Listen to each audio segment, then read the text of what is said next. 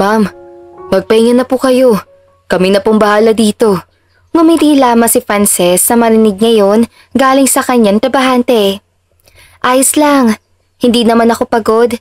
Masaya kasi akong tumulong sa pag-design ng venue, tugon ni Frances.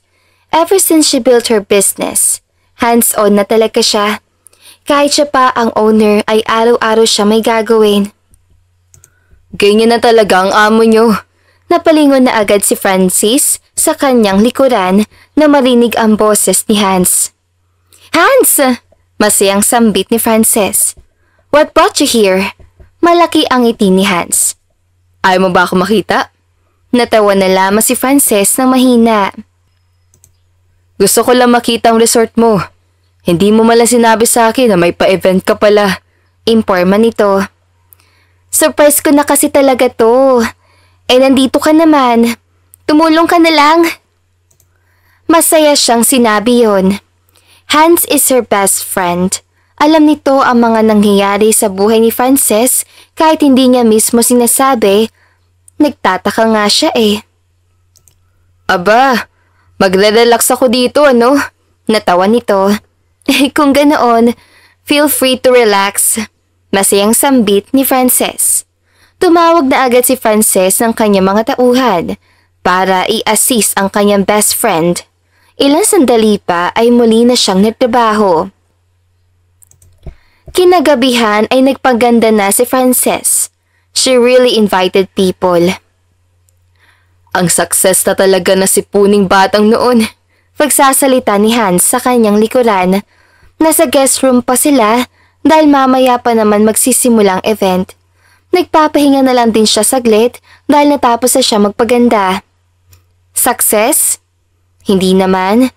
Gusto ko pang may maraming marating paliwanag niya. Narinig niya ang mahinang tawa ni Hans. Wala ka naman dapat patunayan pa. Yamanan ka na. Alam mo ba kung anong kulang sa'yo? Dahil sa tanong niyo ni Hans ay natigilan siya. Muling bumaling ang kanyang tingin sa kaibigan. Ano naman yun? Gusto naman talaga niya malaman yon. Pagdating kasi ni Hans marami itong alam sa buhay. Ngunit biglang kakaiba ang titig nito sa kanya. Kumunot ang noon ni Frances. Ang kulang sa'yo ay boyfriend. Sabay na malakas itong tumawa. Hindi makapaniwala si Frances. Nilapitan niya ang binata at binatukan ito ng malakas. Akala ko kung ano na. Bisit ka talaga. Hindi ko kailangan ng boyfriend. Pero habang sinasabi niya yon ay panay naman ang kanyang tawa. Huminto na sila ng napagod. 5 taon ka na kasing single. Hindi ka ba naiinggit sa amin? Muli niyang binatukan si Hans. Hindi nga ako magbo-boyfriend. Muling naalala ni Frances ang kanyang huling nobyo. It was Kyle. Tumitig din sa paghagikik si Hans.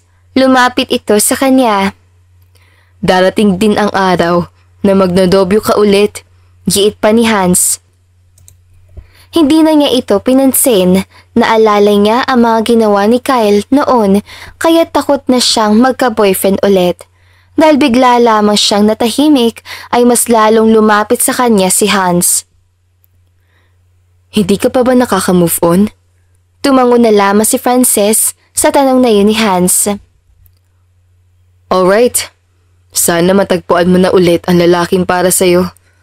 Naniniwala kasi ako na hindi lang ganito ang buhay mo, Frances. Labas mo na ako. Magpapahangin ako sa labas. Hindi niya ito nilingon. Napatingin na lamang siya sa malaking salamin na nasa kanyang harapan. Noon lang din niya namalaya na tumulo na pala ang kanyang mga luha. Nagpunas agad si Frances para hindi na masira ang kanyang make-up. Ilang sandali pa ay bumukas na ang pintuan ng room. Ma'am, marami na pong bisita. Imporma ng kanyang trabahante. Tinignan niya ito mula ulo hanggang paa. Ang ganda mo naman ngayon, Barbie. Maraming salamat po. Tugon naman ito. Tumayo na siya. Tinungo na nila ang venue. Hanggang sa makita na siya ng mga taong inimbita niya, ay nakatingin ang mga ito sa kanya. Ang ganda talaga ni Frances, the woman of success. Ang bata pa niya pero ang dami nang na-achieve sa buhay. Iyon lamang ang mga naririnig niya. Pumunta siya sa stage. Ladies and gentlemen, the owner of this resort, anunsyo ng MC. Tumango siya dito. Nagsalita na agad siya at pinagpasalamat ang mga dumalo. Hanggang sa natapos ang maraming pagsasalita ng mga guests ay nagkainan at inuman na sila. Mom! Nilapitan din niya agad ang kanyang mama nang makita niya ito sa isang sulok kasama ang stepdaddy Frances. Congratulations anak! Masayang bati ng kanyang mama. Magsasalita na sana si Frances ay biglang may humawak sa kanyang braso. Mag-inom tayo? Ayon ni Georgia. Nilingon muna niya ang kanyang mama at stepdad. Tumango ang mga ito. Ang ganda mo talaga! Proud na sabi ni Kylie. 4 sila magkakaibigan na babae. Si Hans lang talaga ang lalaki sa kanila. Kaso lang, minsan na lang sila ngayon nakikita-kita dahil sa busy na ang kanilang mga buhay. Alam niyo naman na pangarap ko na talaga to noon pa. Masaya niyang sambit. Uminom na agad siya ng champagne. Ilang sandali lang ay lumapit na waiter. May dala itong isang bucket ng beer. Ang dami naman yan? Reklamo ni Cyril. Natawa silang lahat. Kahit ang totoo ay easy lang kay Cyril ang inumin. Pero nagtatampo kami sa iyo ah. 1 taon mong tinago sa amin ang resort na to. Sambit naman ni Georgia na nag-cross pa ng braso. Mahinang tumawa si Frances. Surprise ko kasi sa inyo to. Tsaka mabuti na lang talaga ay naging successful ang resort ni ito. Kung hindi din kayo makakaalam nito. Natawa silang lahat. Marami sila mga catch-up na kwentuhan. Dumating din si Hans na siyang pinakamadaldal sa kanila. Kaya ayun, hindi lang 3 bucket ang kanilang naupos. Lasing na si Frances. Lasing ka na yata. Imporma ni Cyril. Ngumiti siya sa kaibigan. Nag-compose si Frances. Hindi ah. Hanggang hindi kita nakikitang natumba, ay hindi din ako matutumba, Sai. Tatalunin kita. Pero hindi na talaga niya kaya. Hinila na siya ni Hans sa isang kwartong hindi niya alam kung saan na. Ako na bahala sa sarili ko, Hans. Sambit niya nang nasa labas pa sila sa harap ng room. Tumango ito sa kanya. Basta, huwag ka nang sunod sa akin at pumasok ka na para makapagpahinga ka na. Ngumisi lang siya. Pumasok na si Frances at umalis na rin si Hans. She locked the door. Sumandal muna siya sa pader.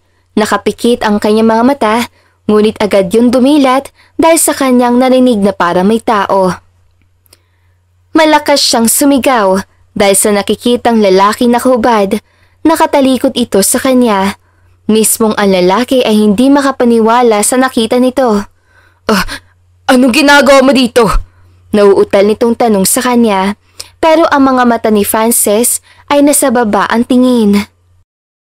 Ang laki naman! Hindi siya makapaniwala sa kanyang nakita. Ikaw, anong ginagawa mo dito? Tanong din ni Frances. Ngunit ngumisi lamang ang lalaki. Nang bumaling ang kanyang mga mata sa mukha nito, ay doon lamang yung napagtanto na lasing din pala ito. Ako ang unang nagtanong sa'yo.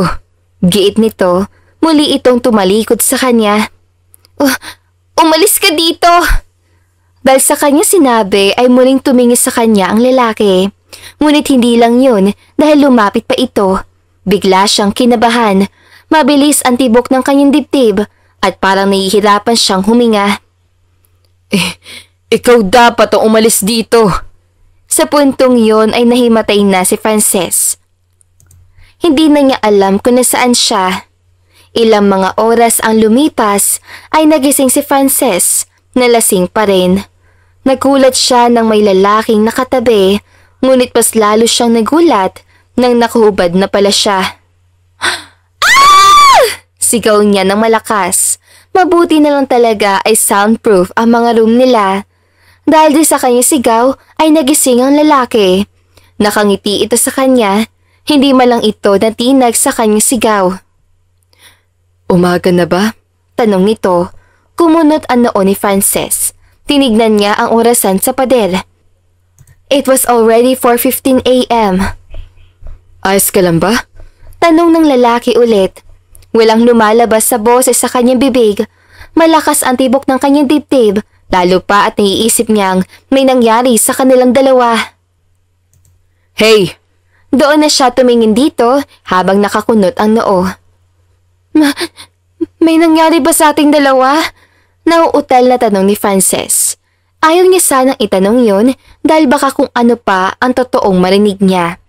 Ngumisi ang lalaki na para bang nanalo ito sa loto. Yeah, hindi ko akalain na ang owner ng resort na ito ay may tinatago palang kalandian sa katawan. Ikaw pa itong nag-aya sa akin. Natigilan na lamang si Frances habang nanginginig ang kanyang mga kamay. Hindi siya makapaniwala sa kanyang mga narinig. Hindi totoo ang mga sinasabi mo! Sigaw ni Frances sa lalaki. Kinuha niya ang unan at hinampas dito ng malakas. Walang nangyari sa atin! Mayroon nga. Look at you! Mas lalo lamang siyang nakaramdam ng galit at inis. Tinignan niya ulit ang sarili. Wala siyang damit. Tinignan niya ang sahig. May nakita siyang kondom at beef ng lalaki. Sumigaw ulit si Frances. Mabilis siyang kinuha ang mga damit at nagbihis. Tumayo na agad siya. Nang mahawakan na niya ang doorknob ay nagsalita ang lalaki. You forgot something. May panunuyo ang boses ito. Naipikit niya ang mga mata pero unti-unti niya nilingon ang lalaki. At na magtagpo ulit ang kanyang mga mata ay nakangiti ito. My name is Johnny. Mabilis sa binuksan ni Frances ang pintuan. Kahit madaling araw pa lamang ay pumunta siya sa kanyang private room. Doon niya inilabas ang kanyang galit para sa lalaking yun. Kakasuhan kong lalaking yun! But she remembered what Johnny said to her. Ikaw ang nag-aya sa akin. Naririnig pa niya ang boses si Johnny. Oh my gosh! What just happened to me? Giit niya sa sarili. Nang matapos din siyang maligo ay pumunta siya sa tabing dagat. Umupo siya doon dahil hindi pa rin talaga humupa ang kanyang kalasingan. Dinagdagan pa ito ng lalaking yun. Sumigaw si Frances sabay hagis ng isang maliit na buhangin sa dagat. Ilang sandali pa ang lumipas ay may naramdaman siyang presensya sa kanyang likuran. She just stayed still. May problema ba, Frances? Narinig kitang sumisigaw. Nagsasalita ni Hans. Naipikit niya ulit ang kanyang mga mata dahil nagpipigil siya ng kanyang iyak. But she would never share what she just experienced. Frances? Tumabi na ito sa kanya.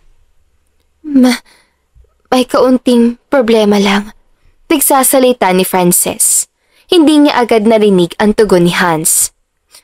And I can share it right now. Pagdadahilan niya.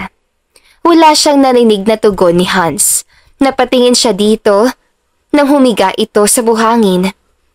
Hans really respected her. Dito na lang muna tayo.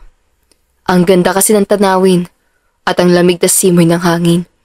Kahit papaano ay nakaramdam ng kaunting kasiyahan si Frances nang sabihin yun ni Hans. Tumabi na lamang siya dito. Ipinikit niya ang mga mata at inaalala kung totoo ba talaga ang mga sinasabi ng lalaking yon.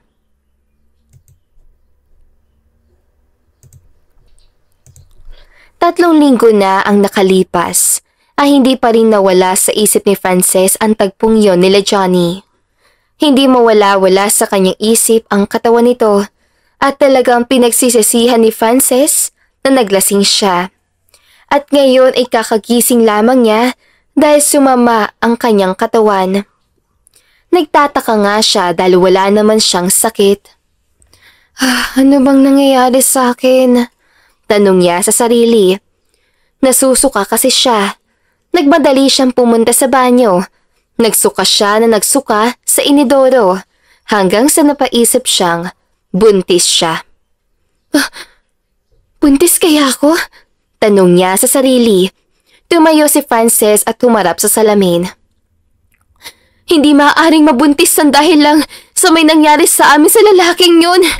Giit niya. Ang totoo niyan ay 3 araw na siyang nagsusuka.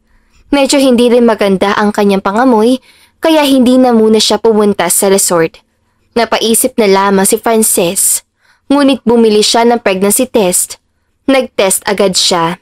At nang malaman niya ang resulta, ay umiiyak siya. Tinawagan niya ang kanyang mga kaibigan para papuntahin sa kanyang bahay. Kinahapunan ay isa-isang dumating ang kanyang mga kaibigan. Bakit ngayon mo na sinabi sa amin yan, Frances? May pag-aalalang tanong ni Cyril. Nahihiya kasi ako. Hindi ko naman kasi ina-expect na mabubuntis ako. It was unexpected. Hindi ko ginusto ang nangyari sa amin ng lalaking yun. Paliwanag niya. Biglang kumulo ang kanyang dugo. Lumapit pa lalo sa kanya si Cyril. Hinawakan nito ang kanyang mga kamay. Magiging maayos din ang lahat. Kaso lang, problema talaga ang aabutin mo dyan. Wika nito. Naintindihan niya agad kung ano ang gustong ipahiwatig ni Cyril. Kilala mo pang lalaking yun? Tanong naman ni Georgia. Bigla siyang natigilan dahil pangalan lamang niya nakilala ang lalaking yun. Naipikit na lamang niya ang kanyang mga mata. Hindi siya makapaniwala na ang lalaking iyon ang isa sa mga dahilan ng kanyang problema. His name is Johnny. Mahinang imporma ni Frances. Nagpunas ng luha si Frances. Johnny? Gwapo pa siya? Mataas ang buhok? May mustache? Sunod-sunod na tanong ni Kylie sa kanya. Dahil dito ay napatingin siya sa kaibigan na nakakunot ang noo. Kilala mo siya? Nauutal niyang tanong. Napaisip ito saglit. Kinuha nito ang cellphone at may kinalikot muna. Ilang minuto pa ay ipinakita nito ang mukha ni Johnny. Nanlaki ang mga mata ni Frances. Makita lamang niya ang mukha nito ay nagagalit na talaga siya. Siya nga! Ikinuyom niya ang kanyang kamao. Johnny Cruz ang totoo niyang pangalan. Banggit pa ni Kylie. At hindi lang yun. Sobrang yaman yan. Kilala din yan bilang isang chick boy. Kaya lang, pangit ugali. Segunda naman ni Georgia. Kakasuhan ko na lang siya. Giit ni Frances na may diin sa bawat binanggit. Ngunit kitang-kita niya ang mga malulungkot na expression sa mukha nito. Bakit? Taka niyang tanong. Sobrang maimpluwensya ang lalaking yan. Kaya niyang pabaliktarin ang sitwasyon, Frances. Kaya mas mabuti na lang na matahimik ka. Paliwanag ni Cyril. Napatakip na lamang siya ng kanyang bibig. Ayaw niyang umiyak ng malakas. Pupuntahan ko na lang kaya siya. Yun lang ang naisip niyang pwede niyang gawin. Walang makasagot sa kanya. Muli siya nagsalita. Ayaw ko lang talagang makilala ng mga tao na walang amang pinagbubuntis ko. Yumakap na sa kanya ang 3 kaibigan. Naiintindihan namin ang nararamdaman mo, Frances, sabi ni Cyril. Pero kung anuman ang desisyon mo, ay nakasuporta kami sa iyo. Muli na namang umiyak si Frances. Kakausapin kong lalaking yun. Bulong niya. Nandito lang kami, wika ni Georgia. Ilang sandali pa silang nagyakapan. Pagkatapos noon ay biglang tumayo si Cyril. Hindi lang dapat kalungkutan ang maramdaman mo ngayong araw, Frances. Since it is your first baby, mag-celebrate tayo. Why not? Ayon ni Cyril. Nagtinginan silang 4.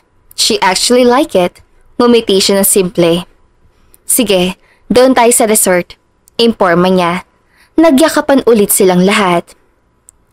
Congratulations on your first baby! Sabay na sigaw ng 3. Kahit papaano ay nawala ang kanyang kalungkutan. Inimbita na rin niya si Hans at pinaliwanag dito ang lahat sa tawag. Mas masaya pa ito kaysa sa kanya dahil sa wakas, buntis na siya. Ngunit galit din ito dahil kay Johnny.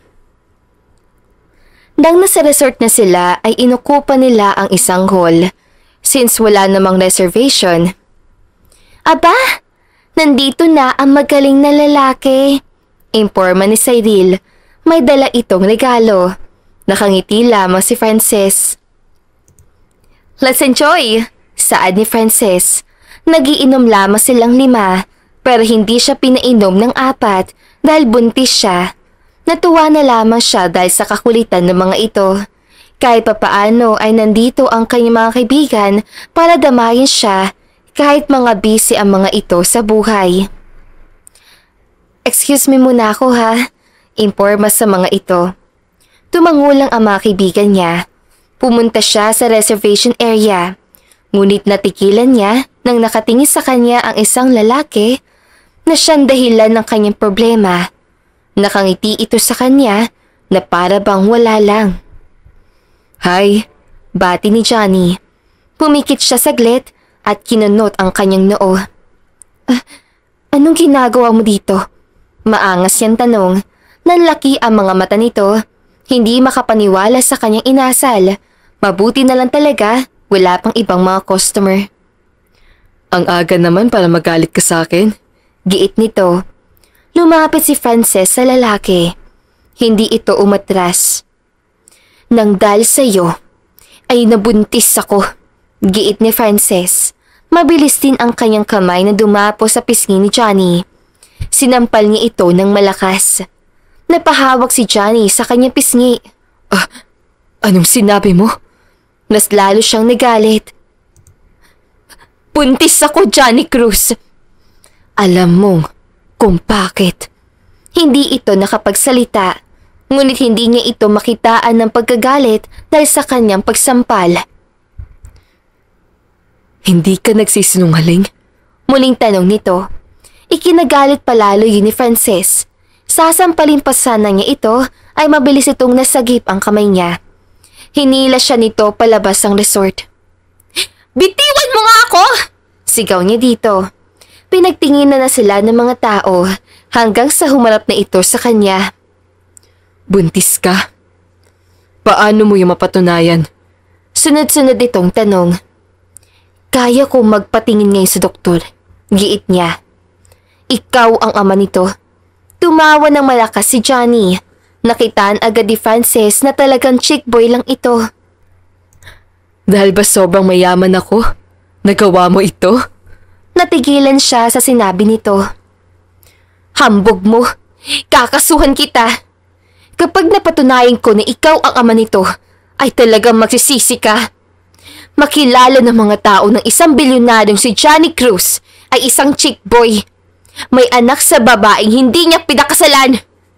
Dahil sa kanya sinabi ay natigilan si Johnny. Hinila siya nito.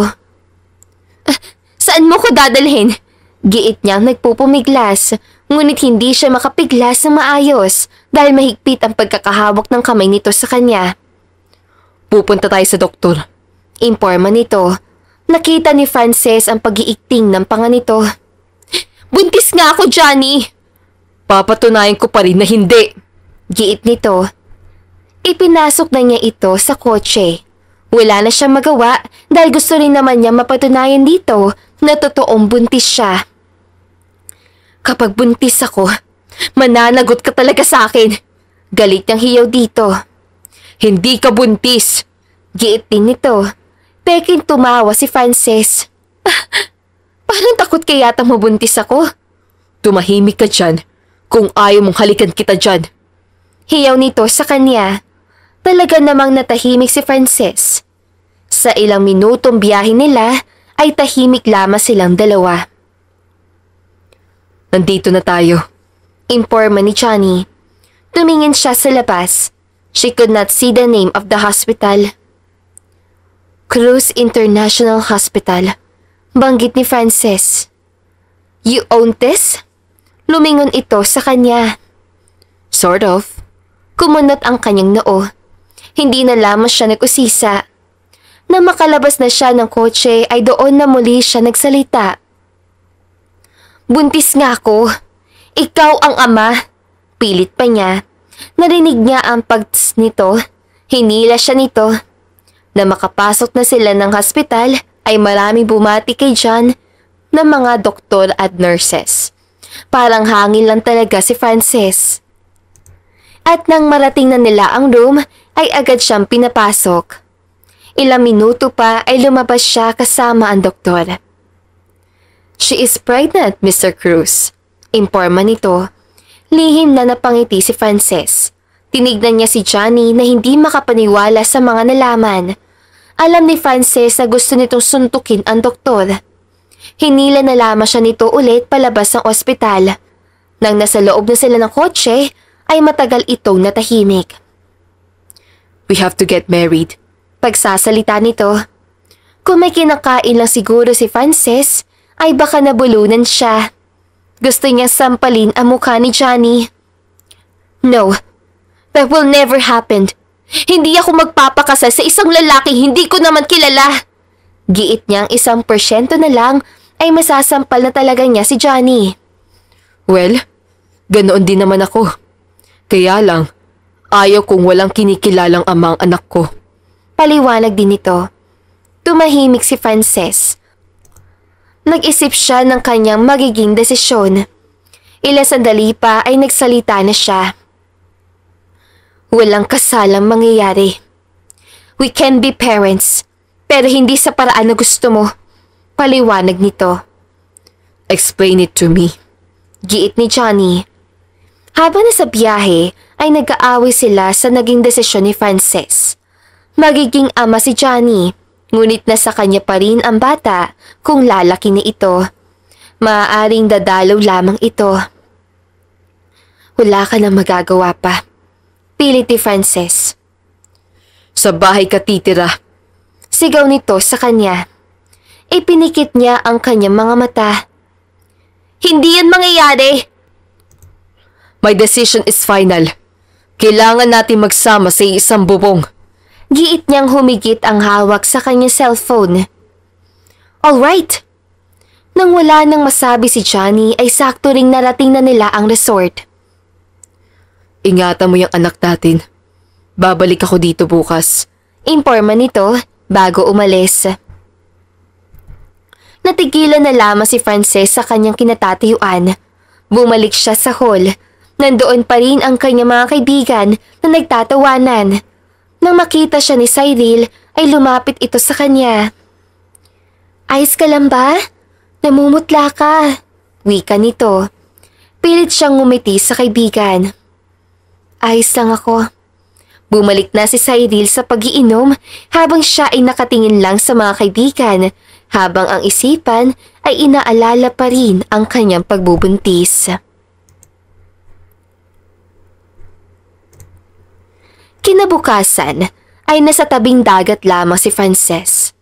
She felt lonely. Umalis na rin kasi ang kanyang mga kaibigan. Umupo siya sa buhangin. Hinimas niya ng marahan ang kanyang tiyan. Hindi ko alam kung dapat pa ba ako magpasalamat na dumating ka sa buhay ko o hindi." Bulong niya. Tumulo na pala ang mga luha ni Frances. Kaya agad niya itong pinunasan. "Alam mo, kahit may pagsisisi ako, siguro tatanggapin ko na lang na blessing ka sa akin." Bulong pa niya. Ilang sandali pa ay nakaramdam siya ng presensya sa kanyang likuran. "Dito lang pala kita makikita." Pagsasalita nito. Pamilyar sa kanyang tenga ang boses na yon. Agad siyang tumayo at hinarap si Johnny.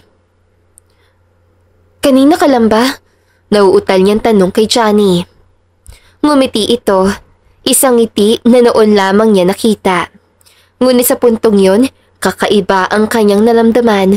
Alam niyang mali iyon, pero nagandahan siya sa ngiti nito. "Kakarating ko lang ngayon. By the way, pinilhan kita na flowers." Saad nito? Doon lang napansin ni Frances ang bulaklak sa kamay nito. Inilahad na nito sa kanyang harapan yun. "Para saan naman to?" Nauutal pa rin siya. Hindi kasi siya sanay na may magbibigay sa kanya ng bulaklak at galing pa yon kay Johnny. "Peace offering ko yan. I'm sorry for what I did to you." Malambing ang boses nito. Sa puntong iyon ay nagtataka talaga si Frances kung tunay ba ang pinapakita nito. Thank you. Pasasalamat niya. Lumapad ang ngiti nito. Yeah, peace offering. Alam kong nasaktan kita. Though hindi ko naman talaga sinadya. I just can't believe na nakabuntis ako ng babaeng matagal ko nang pinapangarap.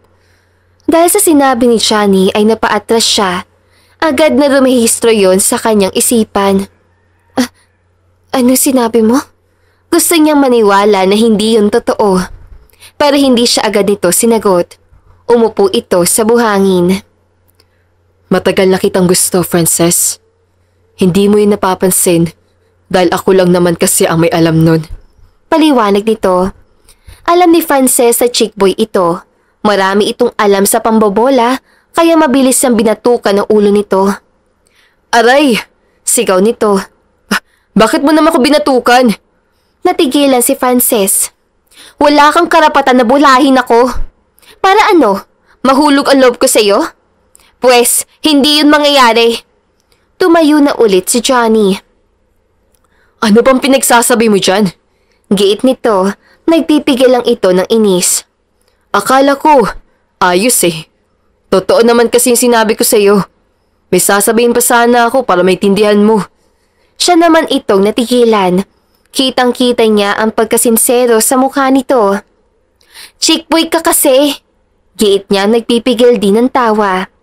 Malay ba ni Frances na wala bigla ang kanyang inis kay Johnny and she could not believe the feeling that lingered in her body. She knew it was weird. Noon lang yun 6 years ago. At saka, isang babae lang minahal ko. Paliwanag nito. Talagang natahimik na lamang si Frances. Tinalikuran siya ni Johnny na parang wala lang. Matagal na kitang gusto, Frances. Natandaan mo ba noong nag-call center agent ka? I was your TL. Sobrang proud ako sa'yo noon. Hindi pa mahabang buhok. Hindi mo ba ako naalala? Natigilan si Frances. Nanginginig ang kanyang buong katawan. May isang lalaki kasi noon na nangangalang Johnny na naliligaw sa kanya. Kahit hindi niya ito parating nakikita sa kanilang department, ay nakaramdam talaga siya ng pagkagusto sa lalaki. Naalala ko na. Saan niyang hindi makapaniwala. Lumingon sa kanya si Johnny na malaki ang ngiti. Ako yung parating nagpapadala sa iyo ng coffee na may love letter. Ako yung nagbibigay sa iyo ng malaking rating. Ako yung parating nagbibigay sa iyo ng flowers. Paliwanag nito. Tinignan ni Frances ang hawak na bulaklak. It was the same with the flowers na parating niyang nare-receive kay Johnny noon. Ang hindi ko lang maintindihan ay kung bakit hindi mo ako agad na-recognize. Tanong nito. Dumadagundong pa ng husto ang kanyang dibdib. Kaya pala pamilyar sa kanya si Johnny. Ang itsura lamang nito ang nagbago. It was when we were working together, Frances. Pero hindi ko alam kung dapat ba ako maging masaya ngayon. Paliwanag pa nito. Pareha silang nalilito sa kanilang mga nararamdaman. It was a long time ago, pero nararamdaman ni Frances na hindi nawawala ang kanyang nararamdaman sa Johnny na nakilala niya noon. Siguro hanggang doon na lang ang lahat. Mahina at nauutal niya sabi. Hindi na agad sumagot si Johnny sa kanya. Tatalikod na sana si Frances para umalis kasi hindi na niya nakayanan ang kanyang mga luha ay nagsalita si Johnny. What if we meet again to continue our love story? Isa yung tanong na nagpatigil sa kanya. Isang tanong na agad na nagpagulo sa kanyang damdamin. Dahil din sa tanong na yun, mabilis siyang tumakbo palayo kay Johnny. Frances! Tawag nito. Ngunit ayaw niyang lumingon. Naguguluhan siya sa kanyang nararamdaman. Naguguluhan siya sa mga nangyayari. Hindi niya matanggap ang lahat.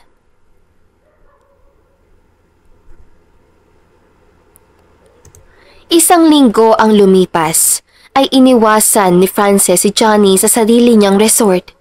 Parati na kasi itong bumibisita dahil daw ay kailangan itong tignan ang kanyang kaligayan. But she felt there was a reason more than that. Ma'am, nandito na naman po si Mr. Cruz. Paalala ng kanyang trabahante. Dahil nasa labas siya ng resort, hindi niya magawang makapagtago agad. At taalis na sana siya, ay natigilan siya nang nasa harapan na niya ang bulto nito. Why you keep on avoiding me, Frances? Tanong nito. Nakahawak na rin ito sa kanyang braso. Pumiglas siya pero malakas ang pagkakahawak nito. Bitawan mo nga ako! Sigaw niya dito. Bibitawan lang kita kung ipapaliwanag mo sa akin kung bakit mo ko iniiwasan. Giit nito. Kunot noon niyang tinignan ang mukha nito. Wala kang karapatan na malaman yon. Hiyaw niya. Ngunit hinila siya nito palapit sa katawan nito. Mabilis din itong hinawakan ng kanyang magkabilaang pisngi. Ang sumunod na pangyayari ay siya nagpalaki ng kanyang mga mata. Hinalikan niya ako. Sabi niya sa kanyang sarili. Na magkaroon ng puwang ang kanilang mga labi ay doon na nagsalita si Johnny.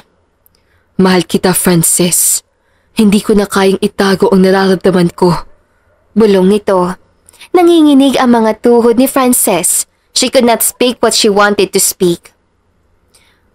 Kung galit ka sa akin, ay tatanggapin ko ang galit mo. But please, Frances, bigyan mo ko ng pag-asa. Liligawan kita.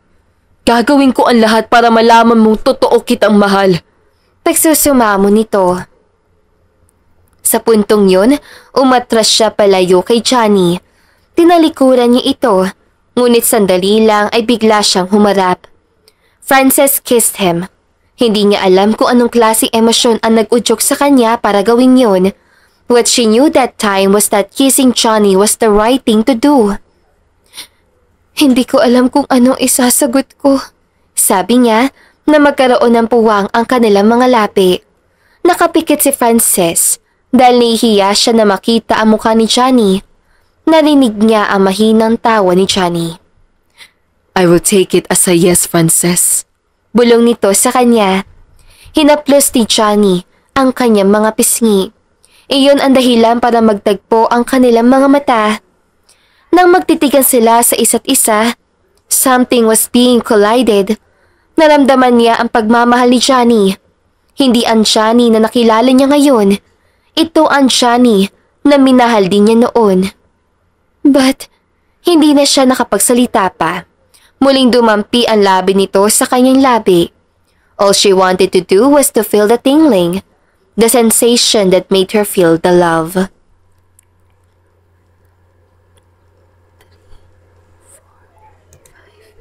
Kinabukasan na hindi siya makapaniwala sa binigay ni Johnny sa kanya, agad siya nitong binilhan ng house and lot.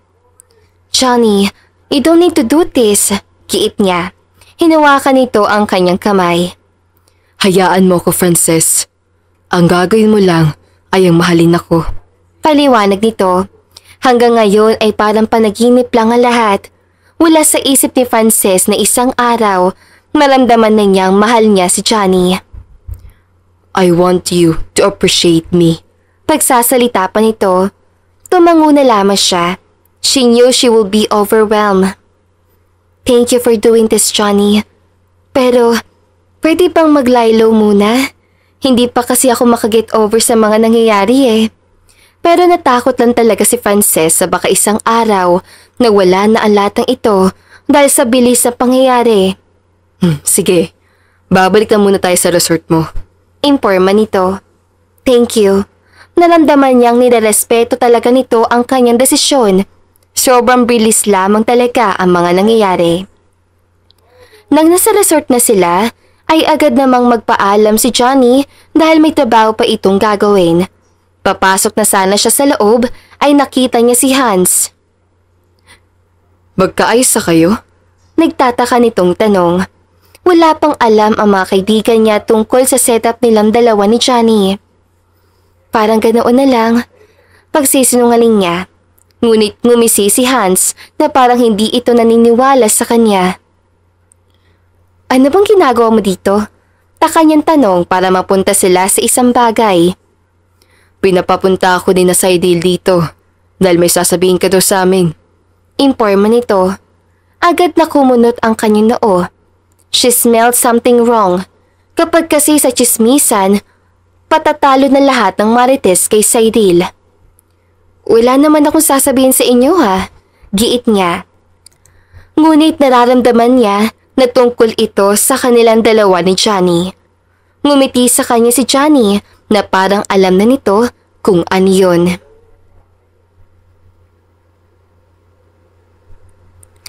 Ilang oras nang naghihintay si Frances at Hans sa kanilang mga kaibigan. Sa wakas ay dumating na ang mga ito. Ay, sa wakas, dumating na rin ang mga babaeng to. Singhal ni Hans. Ano ba kasing kailangan nyo? Giit ni Frances sa mga kaibigan na makaupo na ito sa upuan. Titig na titig sa kanya ang tatlong kaibigan na babae. Nandito kami para sa iyo marinig ang katotohanan, Frances. Ano ba mayroon sa inyong dalawa ni Johnny Cruz? Dahil sa tanong ni Cyril ay nanlaki ang kanyang mga mata. Hindi siya makapaniwala na alam ng mga ito ang tungkol doon. Wala kayong dapat paninig sa akin. Nagsasay lang kayo ng oras. Pagsisinungaling ni Frances. Ngunit kitang-kita ng kanyang mga mata sa ekspresyon ng mga mukha nito na hindi naniniwala ang mga ito sa sinabi niya. Huwag ka na nga magsinungaling, giit ni Georgia. Nababuntong hininga na lamang si Frances. Wala bang kami ni Johnny? But we are making it right. Wow! Totoo nga ang sinabi ng mga chismosa kong kaibigan. Nakangiti pa si Cyril nang sabihin yon. Nahihiya si Frances na inamin niya iyon. But I am not taking it seriously. Narinig ko ang mga tao na talagang nambabae si Johnny. Sambit niya. Kumunot ang noo ni Kylie na sinabi niya yon. Akala ko ba magiging maayos sa kayo? Taka nitong tanong. Naalala ni Frances ang mga confession ni Johnny. Bumuntong hininga ulit si Frances. Hindi niyo na kailangan mag-alala sa akin. Kaya ko ng sarili ko. Nope, that's not gonna happen. Nandito nga kami para sabihin sa'yo na sobrang bilis ang paliligaw ni Johnny sa'yo. Sabi ni Cyril. Natigilan si Frances. Paano mo nalamang ang tungkol dyan? Tumawa si Cyril. Ako pa ba? Oo na. Alam ko sobrang bilis pero nag-iingat ako. But there is a long story between us, okay?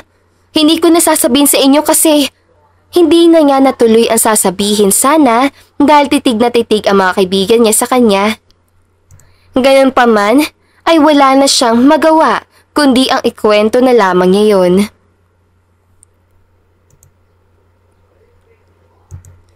Isang linggo pa ang matuling lumipas ay hindi makapaniwala si Frances sa bawat araw ay may pa-effort si Johnny sa kanya. Ayos ka lang ba? Tanong nito nang natahimik na lamang siya sa tabi nito. Nilingon niya si Johnny. Pupunta sila ngayon ng cruise. Isang malaki cruise na pagmamay-ari lamang ni Johnny. Ayos lang ako, Johnny. Huwag mo kong alalahanin. Wika niya. Hindi lang talaga ako makapaniwala na nangyayari ang mga ito sa buhay ko. Tinignan niya ang sing-sing na binigay nito. Galing yun sa Paris na sobrang mahal. It was customized by the luxury brand para lang talaga kay Frances. Masaya na ako makita kang masaya sa mga bagay na binibigay ko sa'yo. Paliwanag nito. Naipikit ni Frances ang mga mata. Akala niya sobrang yaman na niya. Hindi pa pala natutumbasan ang yaman ni Johnny. Sobrang saya ko, Frances. Kung masaya ka, mas masaya pa nga siguro ako. Pagsasalita ulit ni Johnny. Ngumiti na lamang siya dito. Sa loob kasi ng isang linggo, walang ibang ginawa si Johnny kundi ang surpresahin siya. Noong nakarang araw lang ay dinala siya nito sa isang napakalaking hasyenda. Binilhan din siya nito na isang restaurant na katabi lang ng resort niya. Ang isang 5 hektaryang lupain. I will spoil you a lot, Frances. Patuloy pa nito. He really spoiled her like a daughter. And now, hindi na niya mabilang ang mga yon. Kahapon lang kasi ay binilhan siya nito ng mamahaling sasakyan. Gusto kitang suklian, Johnny. You don't have to. Just trust and love me, Frances. Huwag mo kong iwan. Iyon lang ang mga bagay na gusto ko makuha galing sa'yo. Is he obsessed with me? Tanong niya sa sarili. Ilang minuto pa ang lumipas ay nasa port na sila. Pampublikong port ito, ngunit makikita mo pa rin na may malalaking private ship na nakadaong sa ibang direksyon. Ngunit sa harap ni Frances ay isang napakalaking cruise. Sa'yo ba to? Nauutal niyang tanong habang nakanganga ang bibig. She could not believe it. Lumingon sa kanya si Johnny. Hinawakan nito ang kanyang kamay. Lumingon muna siya dito. It will set sail later. Sakto lang ang dating natin. Gusto kong ma-enjoy mo ang magiging cruise mo. It will be renamed after you. Paliwanag nito.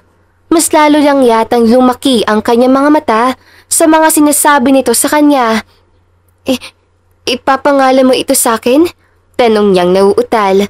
Alam niyang naramdaman ni Johnny ang panginginig ng kanyang kamay. Tumango ito sa kanya.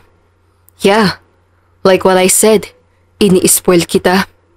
Isa ito sa mga cruise ko. Ang iba kasi ay nasa ibang bansa.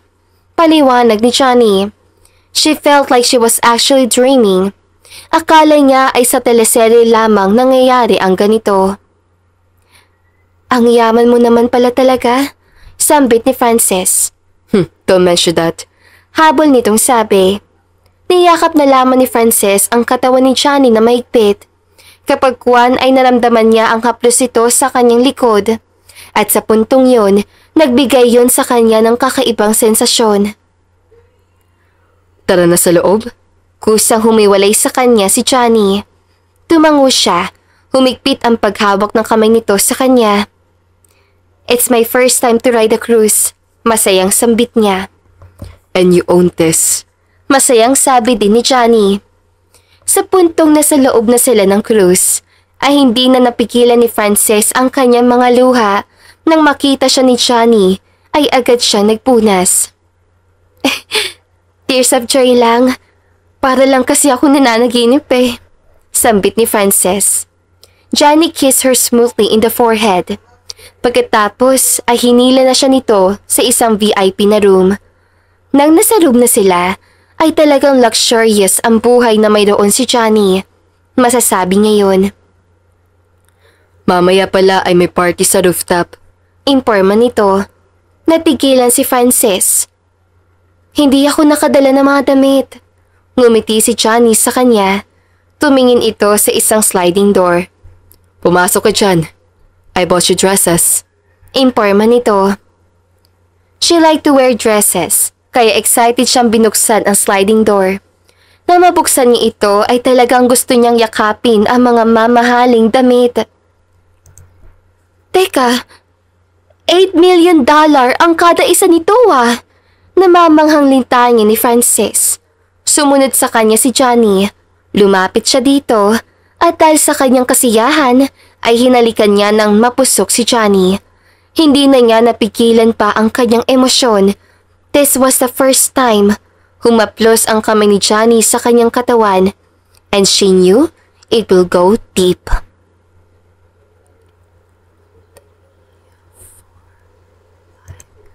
Nasa rooftop na sila matapos ang napakainit ng pag-iisa nila.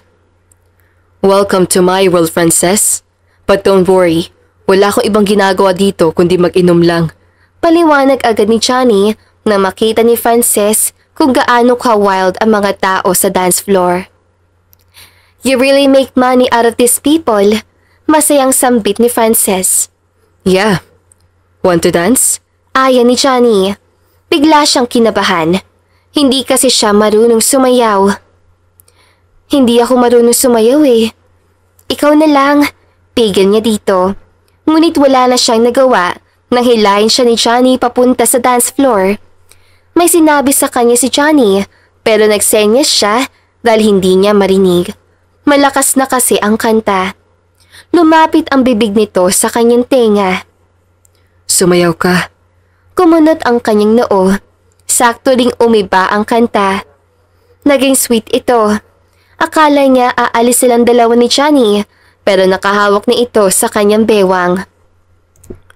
Let's stay here. Let's enjoy this music. Giit nito. Tumango na lamang si Frances. Unti-unti na sumabay ang kanilang katawan sa indayog ng kanta. She could feel that Johnny was a good dancer. Bukas din ay aalis tayo dito. May pupuntahan tayo. Bulong lamang niya. Bumaling ang paningin ni Frances sa paligid. Nang makita niyang silang dalawa lamang ni Johnny sa gitna, ay nakaramdam siya ng hiya. Bakit wala nang sumayaw bukod sa ating dalawa? Taka niyang tanong. Ngumisi si Johnny. Napakagat ito ng labi. Nagsenyas ako sa kanila na tayong dalawa lang dito habang nakatingin lang sila. Naipikit na lamang ni Frances ang mga mata dahil sa hiyang naramdaman. Though she felt special that time. Kakaiba talaga ang isang Johnny. Kaya nitong gawin kung ano man ang gusto nitong gawin. Hindi mo naman talaga kailangang gawin yun. Giit niya dito. Kumindat lang sa kanya si Johnny at bigla itong humalik sa kanyang bibig. Nahihiyaman siya pero naramdaman niya ang kakaibang sensasyon nun. Nagpalakpakan din ang mga tao. Thank you for bringing me here. Nagpapasalamat niya. Because of you, na-experience ko ang ganitong klase ng buhay mo. Hindi mo ba na-experience ang ganito? Taka nitong tanong habang nakangiti. Tumango si Frances. Galing naman kasi ako sa mahirap na pamilya. Mas inaatupag ko pa ang ibang bagay na sa tingin ko ay mas maganda. Ngumiti si Johnny. Ako na talaga ang bahala sa'yo. Sabihin mo na sa akin kung ano ang gusto mong maranasan para matupad ko na yun agad. Pabiro niyang kinurot ang balikat nito. Ikaw talaga? Kasabay na paghinto at pag-iba ng kanta, ay bumalik na sila sa table na inukupan nila. Mahina na rin ang music, kaya medyo malayo sila, kaya pwede sila makapag-usap. Saan mo pala ako dadalhin bukas? Tanong niya dito. Magsasalita na sana si Johnny ay may lumapit sa kanila mag-asawa. Nakangiti ang dalawa. Mom? Dad? Gulat ang namutawi sa mukha ni Johnny. Johnny, sweetheart! Akala ko busy ka sa company. Anong ginagawa mo dito? Nakangiti pa rin ang mama ni Johnny. Hindi na mga ito napansin si Frances. I'm here to enjoy. Minsan lang naman to. Paliwanag nito. Hanggang sa biglang dumapo ang mga mata ng mama ni Johnny at kumunot ang noon nito. Biglang nakaramdam agad ng takot si Frances. So, is this one of your horse? Nakangiting tanong nito. Dahil doon ay parang nabingi si Frances. Nanginginig agad ang kanyang buong katawan. Hindi niya maipaliwanag kung ano ang kanyang nararamdaman. Lumingon sa kanya si Johnny. Mom! Giit nito. Naramdaman niyang hindi ginusto yun ni Johnny. Kitang-kita ni Frances sa expression ni Johnny na galit ito. But Frances could not pretend anymore. Nasasaktan siya. She's my friend. Her name is Charlie. Pagsisinungaling ni Johnny. Sa puntong iyon na hindi niya makuha kung ano ang gusto mangyari ni Johnny. Pero sobra na siyang nasaktan. Nagpipigil lang din si Frances ng kanyang luha. Well, maganda naman siya. Kaya lang, hindi lang siya ang babae mo. Sabi pa nito. Nakita niya ang pagkuyom ng kamao ni Johnny. Gusto na ni Frances ang tumakbo pero pinigilan lamang niya ang sarili.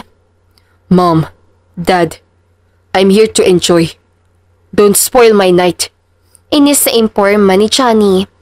Muling tumingin sa kanya ang mama ni Johnny. Ngumisi ito sa kanya na para bang nagpapahiwatig na layuan ang kanyang anak. Pwede ko ba siya makausap, Johnny? Hindi lang ito simpleng tanong, kundi isang request. Ayos lang po. Nauutal na tugon ni Frances. Hindi niya alam kung bakit hindi pa siya tumakbo palayo kay Johnny at sa mga magulang nito. Magkahalo na talaga ang kanyang nararamdaman pero mas nangingibabaw ang kanyang galit para kay Johnny. Bakit kailangan pa niya magsinungaling sa akin? Tanong niya sa kanyang sarili. Hindi na nagpatumpik pa ang mama ni Johnny. Humakbang na ito palayo. Sumunod naman siya. I'm Deborah Cruz, Charlie. Bibigyan kita ng 50 million. Layuan mo lang ang anak ko. Huminto ito at tumingin sa kanya habang nakakunot ang noo. Sobrang natakot si Frances, but she could not accept that na parang inaapakan nito ang kanyang pagkatao. I don't need your money, Mrs. Cruz. I have my own. I'm just a whore. Pagsisinungaling niya. Gusto niya sampalin ang mama nito. Nagpipigil din si Frances ang kanyang mga luha. Ganoon ba? Pwede ka nang umalis ngayon. Ayaw kong makita ang pagbumukha mo. Singhal nito. Natuod na lamang siya sa kanyang kinatatayuan. Pero humakbang palapit sa kanya si Mrs. Cruz. Lumipad sa ere ang kamay nito at dumapos sa kanyang pisngi. Sobrang lakas nun. Bagay lang yan sa mga katulad mong gold digger. Inis itong hiyaw sa kanya. Mabilis siyang hinawakan ng pisngi. Bago pa man siya may maisagot, ay umalis na ito. Natigilan si Frances. Hindi na niya napigilan ang kanyang luha. Frances, mahinang sambit ni Johnny. Lumingon siya dito. Sinungaling ka! Magpapaliwanag pa sana si Johnny ay sinampal niya ito na sobrang lakas. Pagkatapos nun ay umalis na siya ng cruise.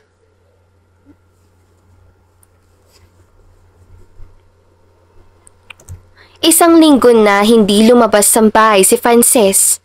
Hindi na niya alam kung ano ang nangyayari sa kanyang resort. Ang unfair! Nagsinungaling siya sa akin. Sa harapan pa talaga ng kanyang mga magulang. Sa loob ng isang linggo, ngayon lamang siya may gana makipag-usap sa kanyang mga kaibigan na pumilit na talaga ang mga ito na pumasok sa kanyang bahay. Tama nga ako eh. Makita ko talagang lalaking yun, ay susuntukin ko siya. Galit na sambit ni Hans. Nakaupo na siya sa sofa habang patuloy pa rin na umiiyak. Sa loob ng isang linggo, wala siyang ibang ginawa kundi ang umiyak na umiyak. Lalaki nga naman, nag-aalalang sambit ni Cyril. Huwag ka na masyadong umiyak, Frances. Hindi nakakabuti yan sa kalagayan ng bata mo. Payo ni Georgia. Nagpunas na siya ng kanyang luha. Uminom din siya ng kanyang tubig. Sana hindi na lang kami nagkita. Sana hindi na lang ako nabuntis. Malaki ang kanyang pagsisisi. But she knew she said those out of being angry to Johnny. Hindi ako makapaniwala na isang linggo ka na palang nag-iiyak dito sa bahay mo. Hindi ka lang namin na-check. Ay nako, babangasan ko talagang lalaki na yan. Galit na sambit ni Cyril. Walang alam ang mga kaibigan niya kung ano ang totoong nangyari. But she mentioned na about ito kay Johnny. Pupuntahan ko na lang kaya siya at bugbugin. Suwestisyon ni Hans.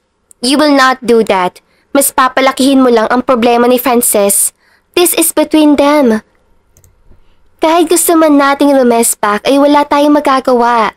Iniisip ko pa rin na baka silang dalawa lang ang makapagbigay ng solusyon nito. Mahabang paliwanag ni Kylie. Napigilan si Frances. Tinignan niya na mabuti si Kylie. I will talk to him. May diin ang kanyang pagsasalita. Naikuyam din niya ang kanyang mga kamao. Pero hindi namin nahayaan na ikaw lang mag-isa. Kung sasaktan ka talaga, ay bugbugin ko talagang lalaking yun. Giit naman ni Hans. Hindi talaga siya nagkamaling piliin ang mga kaibigan niya.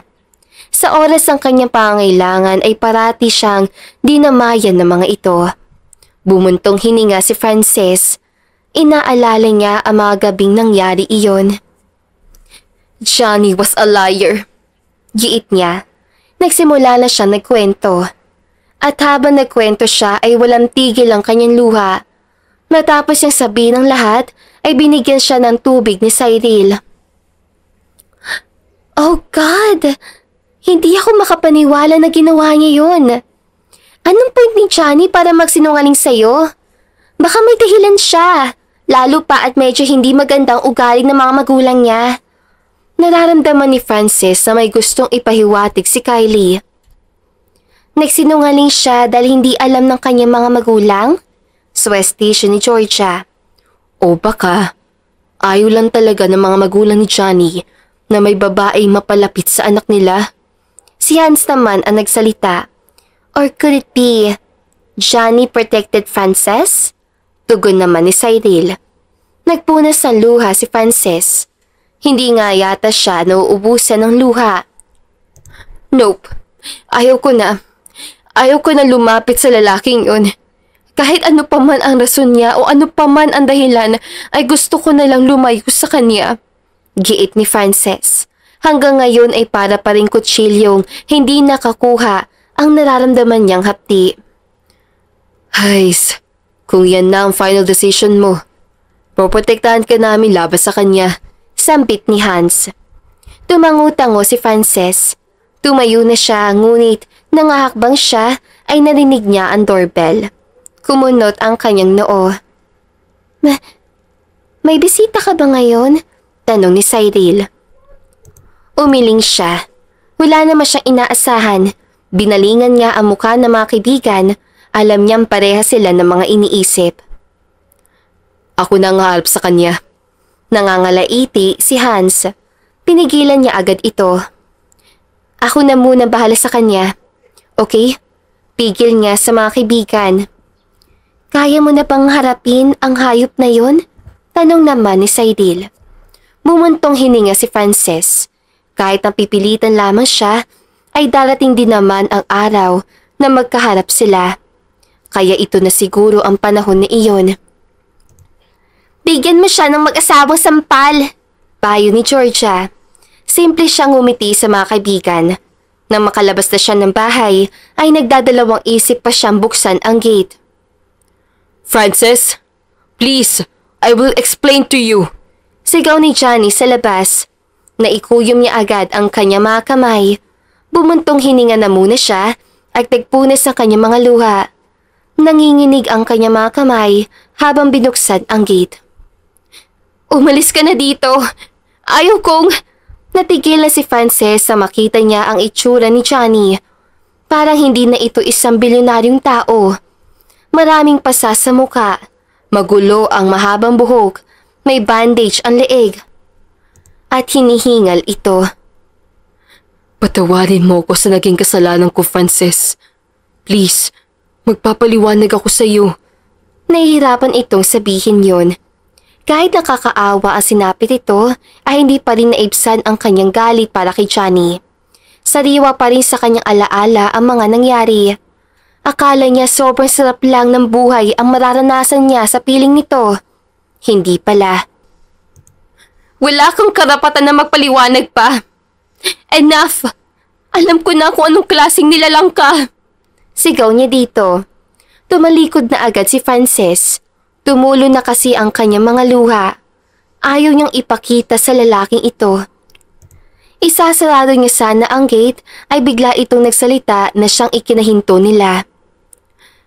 I lied to protect you, Frances. Kapag sinabi ko ang tunay mong pagkatao, ay mas hindi ko matatanggap ang kanilang gagawin sa iyo. Look at what they did to me. Paliwanag nito. Nanginig ang buong katawan ni Frances. Hindi niya alam kung tama pa bang lumingon ulit siya at kumagat ulit sa kasinungalingan ni Johnny. I lied because I don't want them to kill you. Hindi ko kasi tinupad ang usapan namin na makipag-arrange marriage ako sa kakilala nilang babaeng sobrang yaman. Mas pinili kita, Frances, at kaya kong patunayan sa iyo ang lahat ng yun. Nahihirapan pa rin ang boses nito. Sa puntong yon ay naipikit niya ang kanyang mga mata. Inaalala niya ang mga masasayang araw na kasama niya si Johnny. Those were magical. Naramdaman talaga ni Frances ang tunay na pagmamahal ni Johnny sa kanya. Hindi ko alam kung maniniwala pa ba ako sa iyo, Johnny. After all, lie is a lie. May diin ang kanyang pagkakasabi noon. But Johnny groaned. Nanlaki ang kanyang mga mata nang bigla na lamang ito humandusay. Johnny! Sigaw niya. Bigla siyang nakaramdam ng pag-aalala. Help! Ilang sandali pa ay lumabas na ang mga kaibigan niya. Frances, nandito lang kami. Sigaw ni Hans, ngunit natigilan ang mga ito na makita si Johnny. I will explain everything later. Pwede niyo ba akong tulungan dalhin siya sa ospital? Nagdalawang isip ang mga kaibigan niya. Please, he needs my help. Kiit niya. Walang ibang nagawa ang mga kaibigan niya.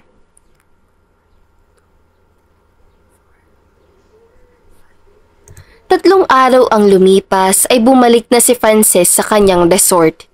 Hindi na rin niya alam kung ano ang kalagayan ni Johnny dahil lang masigurado niya may private nurse ito ay agad na siyang umuwi. Galit pa rin kasi siya kay Johnny. Welcome back, ma'am. Masayang bati ng kanyang mga empleyado. Thank you. It has been a rough week. Paliwanag niya sa mga ito. Ngumiti lang ang mga ito at nagkanya-kanya ng trabaho. Siya naman ay dumiretso sa kanyang opisina. Umupo siya sa kanyang swivel chair at magsimulang magpirma ng mga payroll para ma-release na ang sweldo. Makapunta nga muna sa dagat. Saan niya sa sarili nang matapos na siya magpirma. Nang nasa tabing dagat na siya ay maraming customer ang bumati sa kanya. Pero naglakad-lakad siya ng kaunti para makalayo sa mga ito. Nang wala na siyang masyadong mga tao, ay umupo siya sa buhangin. Namiss ko ang simoy ng hangin dito. Giit niya. Humiga rin siya sa buhangin. Hinimas niya ang kanyang tiyan. Bubuhayin kita mag-isa. Bulong niya. Ngunit sandali pa, ay may naramdaman siyang presensya sa tabi nito. Mabilis siyang tumayo at nang makita niya kung sino ito, ay agad na kumulo ang kanyang dugo. Nandito ako para magpaliwanag sa'yo. Pagsasalita nito. You don't have to explain everything. Ayaw ko na talaga. Giit ni Frances. Kinagat niya ang kanyang labi para pigilan niya ang kanyang mga luha. Aalis na rin sana siya ay nagsalita si Johnny na nagpapigil sa kanya. Nasaktan kita dahil sa ginawa ko. Naiintindihan ko na sobra-sobra ang galit mo sa akin, Frances. I did it to protect you from them. Alam mo na yun. Paliwanag nito. Naipikit ni Frances ang kanyang mga mata. Gusto man niya magsalita ay walang lumalabas sa kanyang bibig. May ka-arranged marriage ako. She was beautiful. Nasa kanya na rin ang lahat. Both our parents decided to get us married. Pero Trisha is not in love with me. Hindi ko rin naman siya mahal. We planned to fake the marriage. Ngunit nalaman yun ng aming mga magulang. Nagrebelde ako. Paliwanag pa ni Johnny. Tumulo na ang mga luha ni Frances. Parang may nag-udyok sa kanyang maniwala kay Johnny at makinig sa mga sasabihin nito. Kahit anong gawin ko ay wala akong laban sa mga magulang ko. Ikaw, Frances, ang nagbigay ng lakas ng loob sa akin na ipaglaban ang mga sarili kong desisyon sa buhay. I am old enough, but my parents controlled me like I am their punk son. Ginawa ko ang lahat. Mahabang paliwanag nito. Unti-unting tinignan ni Frances ang mukha ni Johnny. Na makita niya ang mga mata nito, ay umiiyak na pala ito. I did it to save you and our relationship. And I feel sorry kasi hindi kita naipagtatanggol sa panahon yun. Nagsisisi ako. Dapat pala ipinaglaban kita. Patuloy pa nito. Kumibot-kibot ang labi ni Frances. She wanted to speak. Sana mapatawad mo na ako at bumalik na tayo sa dati nating nakasanayan. Alam ko may natitira pang katiting na awa sa inyong puso.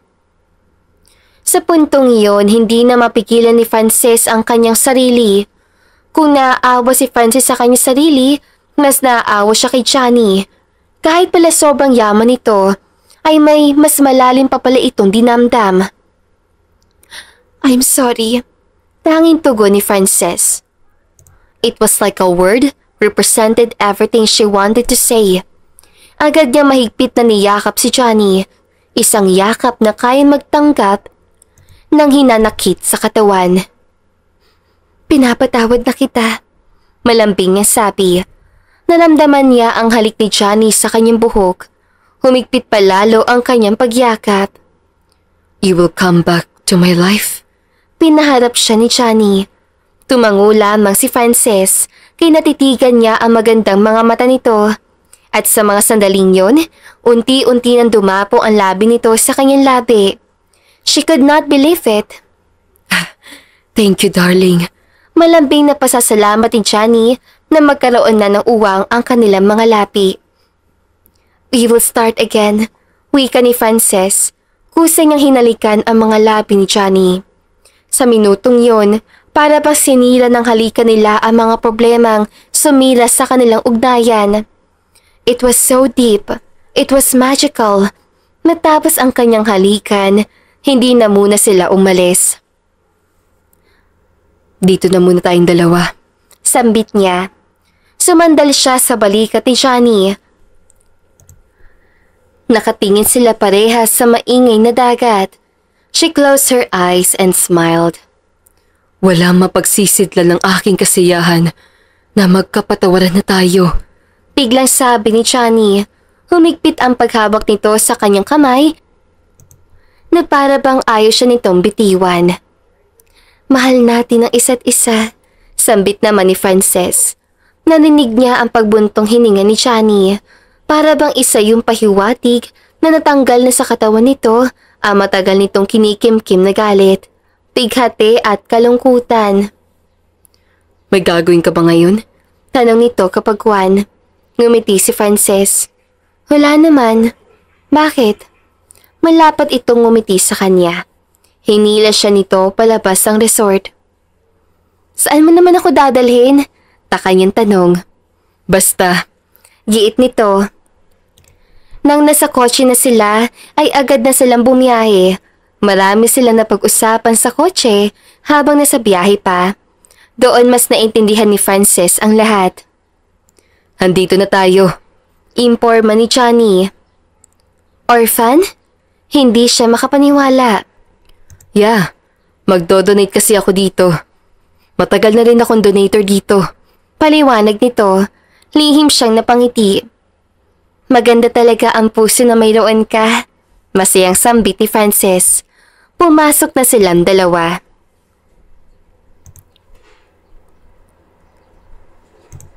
Tatlong buwan na ang lumipas ay lumaki na ang tiyan ni Frances.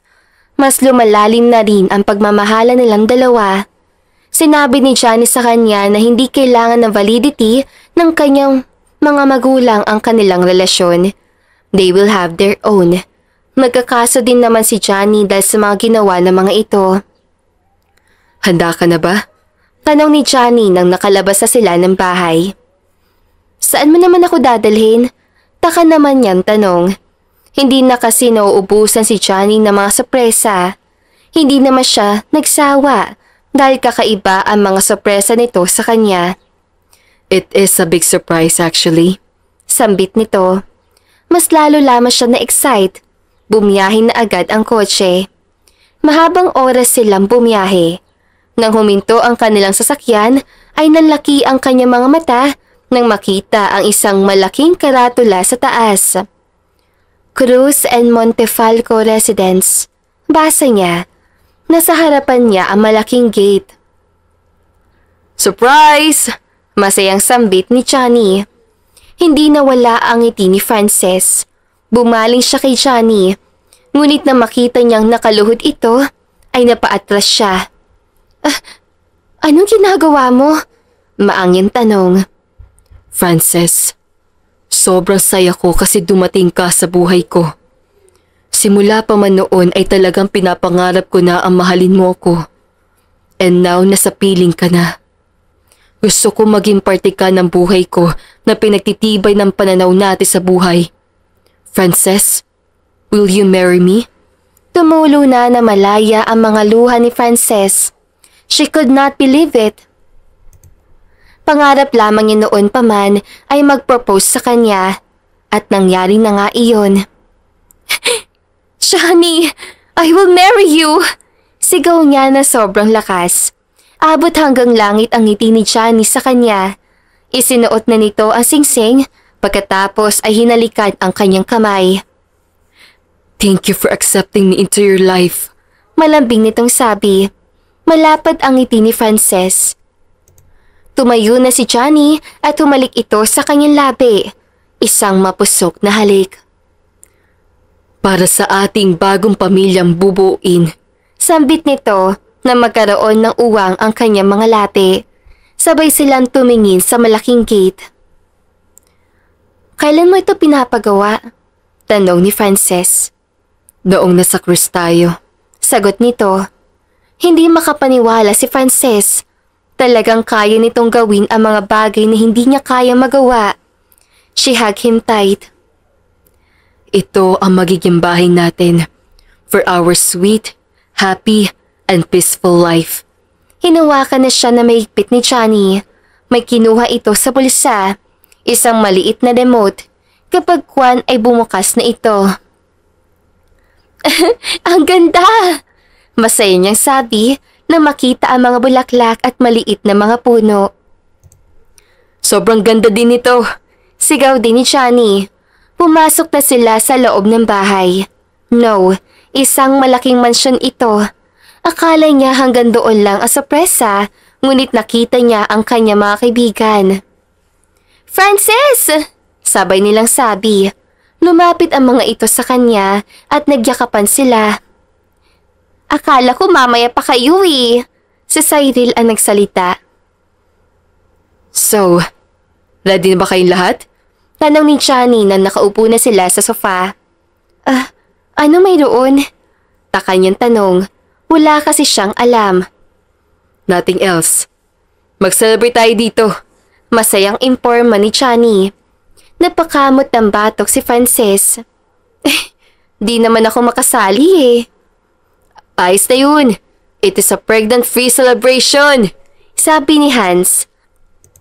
Tinignan niya ang mga ito. Sa loob na maraming buwan, maraming nagbago. Isa na doon ang pakikitungo ng kanyang mga kaibigan kay Johnny. Bumalik ang tiwala ng mga ito. Alright, before that, I have a big announcement too. Paliwanag ni Johnny. Natigilan si Frances. Ano na naman kaya ang sasabihin ni Johnny? Spill the tea, bro! Masayang sabi ni Hans. Tumingin muna si Johnny sa kanya at kumindat ito bago lumingon sa mga kaibigan niya. Me and Frances are engaged. Anunsyo nito. OMG! Tili ni Cyril. Sumigaw si Georgia. Hindi ako makapaniwala. Hiyaw naman ni Kylie. Congratulations! Sabi naman ni Hans. Humalik sa kanya si Johnny. Kinurot niya ito sa tagiliran. Ang dami mo talagang pakulo, giit niya. Nagtawanan na lamang silang lahat. Pagkatapos ay nag-celebrate na silang lahat. It was a celebration for their house, new family, engagement, and a new start of peaceful life. Sa puntong yun, wala nang ibang hiniling si Frances kundi ang humaba pa ang kanilang mga buhay. Punta muna ako sa pool area, informa niya sa mga lasing niyang kaibigan. Agad siyang pumunta doon. Hindi pa rin talaga nasanay ang kanyang mga mata sa kagandahan ng kanilang bagong bahay. Nang marating na niya ang pool area ay naghubad agad siya ng damit. Ay, makaligo nga. Masayang sambit niya. Na makalublob na siya ay naramdaman niya ang kakaibang lamig. Akala ko kung ano nang gagawin mo. Napalingon siya sa nagsalita. Tapos na kayo maglasing? Nakangiti niyang tanong. Nakatulog ang mga kaibigan mo. Paliwanag nito. Agad na nag-dive in si Johnny sa pool. Lumapit ito sa kanya. Agad itong humalik sa kanyang labi. Masaya ka ba? Tanong nito kapag kuwan. Natawa siya sa tanong nito. Bakit mo naman natanong ang bagay na yan? Gusto ko pa kasi pasyan ka lalo. Tugon naman ni Johnny. She scoped his cheeks. Humalik siya sa ilong nito. I'm super, ultra, mega happy, darling. Wala na akong hinihiling pa kundi ang pagmamahal mo sa akin. Paliwanag niya. Hindi nagsalita si Johnny. Mapusok itong humalik sa kanya. Pagkatapos noon ay hinawakan nito ang kanyang tiyan. Ilang buwan na lang ay makikita na natin ang anak natin. Sambit nito. Ngumiti si Frances. Excited na rin ako. Sana bakla ang anak natin. Bakla? Bakit po gusto magkaanak ng bakla? May kapatid kasi akong bakla. Kaso lang, maaga siyang kinuha ni Lord. Paliwanag niya dito. Mahinang tumawa si Johnny. Yumakap pa ito sa kanya at humalik sa kanyang ulo. Sana bakla ang anak natin. Giit nito. Humarap siya kay Johnny. Thank you for loving me. And thank you for loving me too. Muli sila naghalikan. Sa minutong yun, alam nila sa isa't isa na kahit sino man sa mundo ay walang makapagpigil sa kanilang pagmamahalan. The love that will conquer everything. Iyon ang mayroon sila. At dito na nga po nagtatapos sa magandang istoryang ito. Don't forget to like, share, and subscribe. Hanggang sa muli, paalam!